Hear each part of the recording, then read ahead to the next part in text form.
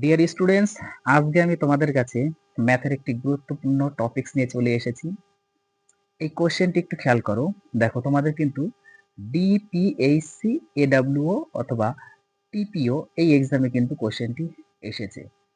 তো এই কোশ্চেনটি কিভাবে সলভ করব, আজকে তোমরা একটু শর্টকাট ট্রিক্স দেখে নাও। যদিও অঙ্কটি দেখতে কিন্তু অনেকটা জটিল তোমাদের মনে হচ্ছে, কিন্তু অঙ্কটি দেখতে যতটা কঠিন বা জটিল লাগছে, এর ক্যালকুলেশন কিন্তু একদম সিম্পল।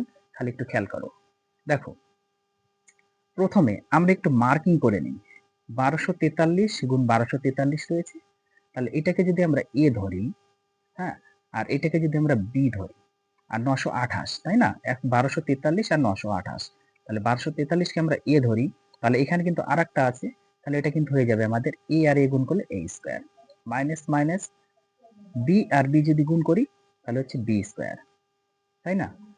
বাই 315 যে ফাংশনটা একটু খেয়াল করো। দেখো কি হবে, আমরা যদি এ থেকে বি যদি আমরা মাইনাস করে দিই, দেখো এ থেকে যদি আমরা বি মাইনাস করি, তার মানে কি 1243 থেকে 928 যদি মাইনাস করি তাহলে 315 পাচ্ছি। এই ফাংশনে তোমাদের দেওয়া আছে। এখন উপরেরটা একটু খেয়াল করো, A square minus B square formula কি? A plus B into A minus B, এটা আমরা লিখতে পারি বাই দিয়ে নিচে তো অলরেডি এ মাইনাস বি আমাদের হলো, তাই না? তাহলে এ মাইনাস বি আমরা কেটে দিলাম। এখন কিন্তু আমাদের আছে শুধু এ প্লাস বি। এখন এ বলতে আমাদের যেটা আছে বসিয়ে দাও, 1243 প্লাস বি বলতে আমাদের 928। এইটা যদি আমরা অ্যাড করে দিই তাহলে কিন্তু 2171 আসবে।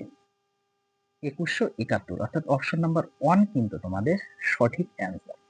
তাহলে তোমাদের এই ট্রিক্সটি কেমন লাগলো অবশ্যই আমাকে একটু জানাবে কমেন্ট বক্সে।